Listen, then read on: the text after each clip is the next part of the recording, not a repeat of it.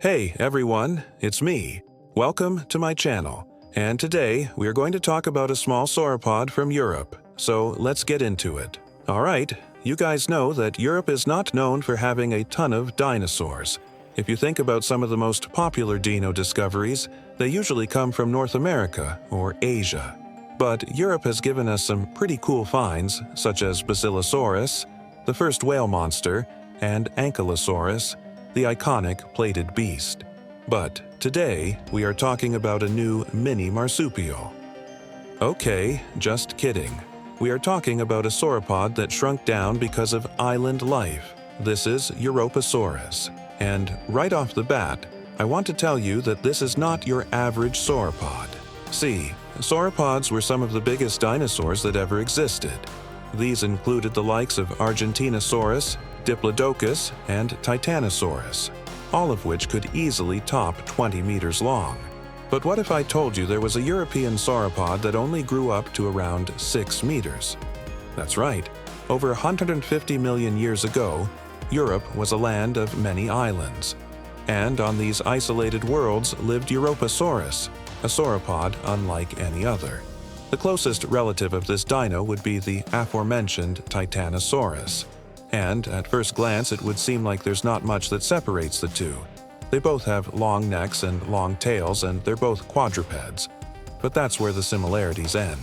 Unlike its gigantic relative, Europasaurus would only grow to around 6 meters long, which makes it one of the smallest sauropods ever discovered. Its total length probably ranged between 5.5 and 6.5 meters, and it weighed between 6 and 8 tons. So, while it wasn't exactly tiny, it was definitely a lot smaller than its fellow sauropods. Now you might be asking yourself, why did it evolve to be so small? And the answer is something called insular dwarfism. This is when animals on an island shrink down compared to their mainland relatives. And it happens because island life is pretty chill. There's no large predators on most islands, so there's no need to be supersized for protection. And resources on islands are usually limited, so being small helps conserve energy.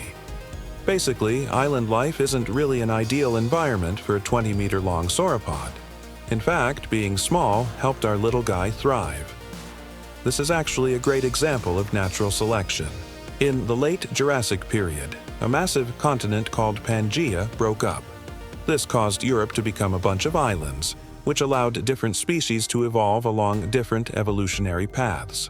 Some dinos evolved to become bigger, others to become smaller, and some became both bigger and smaller. Okay, wait, what? How can they become bigger and smaller at the same time?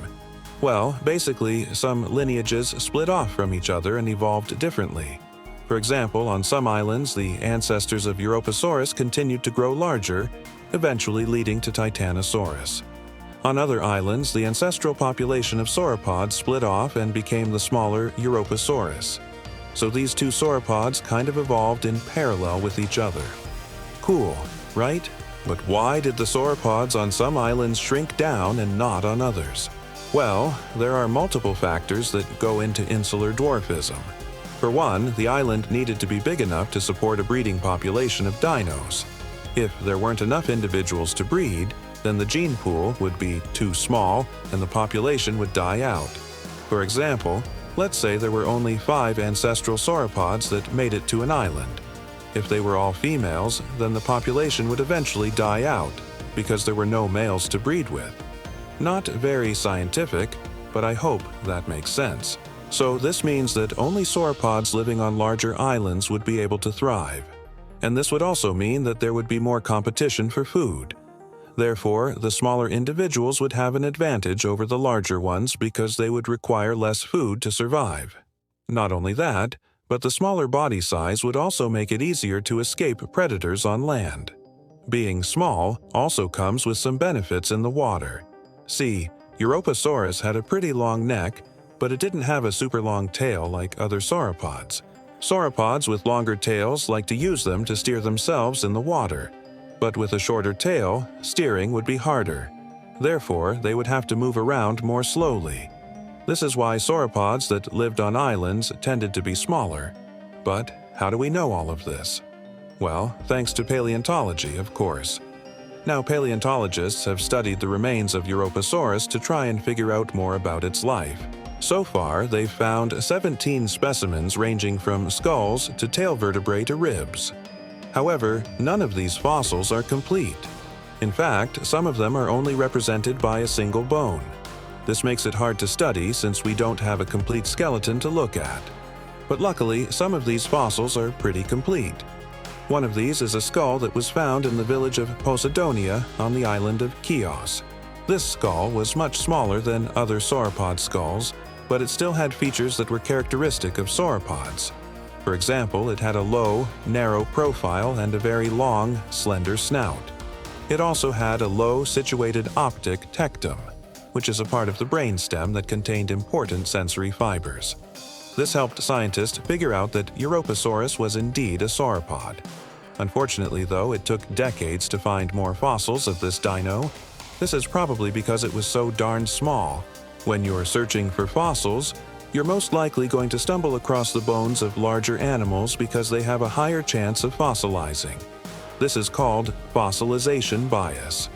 Because of this, it can be hard to find fossils of small animals like Europasaurus. Luckily, in the early 2000s, more fossils started being discovered. This included another skull, some ribs, and some vertebrae. These fossils came from the island of Lesbos, which is close to Chios. All of these fossils helped scientists get a better understanding of what this dino looked like and how it lived. We now know that Europasaurus had a relatively small head with a long, slender neck. This neck probably had 11 or 12 vertebrae, and it was much thinner than the necks of other sauropods. Its body was also much smaller, so it needed a smaller neck to support it. So overall, Europasaurus was essentially a miniature sauropod. It retained the long neck and long body of its relatives, but in a far more compact form. Now, before we move on, I just want to say thank you to all of the patrons. The support you guys have shown me has been amazing. And now let's get back to the video. Now, Europasaurus didn't just have a unique body shape compared to other sauropods. It also had unique proportions. For example, its forelimbs were much shorter than the rest of its body, and this was similar to other sauropods that lived on islands. Scientists think this may have been an adaptation to help them walk on uneven terrain. They would have used their forelimbs to brace themselves against rocks and trees, allowing them to navigate rough landscapes more easily. Their hind limbs would then help propel them forward, making walking easier. However, not all sauropods that lived on islands had shorter forelimbs, so it's possible that this was just a characteristic of Europasaurus. Either way, these little guys were definitely more nimble than their giant relatives. Imagine trying to walk with a 20-meter-long neck. It would probably be pretty difficult to maneuver. Finally, let's talk about what happened to Europasaurus, because Europe eventually broke off from the supercontinent Pangaea. The islands eventually reunited, and once the landmasses rejoined, new species migrated into the area. These included large carnivores like the famous C. megalodon. And there's evidence of a large carnivore bite marks on a Europasaurus fossil. This suggests that Europasaurus didn't stick around for very long after Europe united again. With the arrival of big carnivores, the small sauropod was doomed. So Europasaurus is yet another example of how isolation can cause unique species to evolve. Thanks to island life, it shrank down to a height of only 6 meters. This is a great example of how natural selection can take an existing species and turn it into something completely new. Maybe one day we will find a new sauropod that's even smaller. Who knows? But until then, we have Europasaurus, the mini marsupial.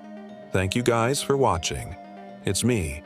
And if you like this video, please leave a like, and if you love this video, subscribe to my channel. Alright, see you next time.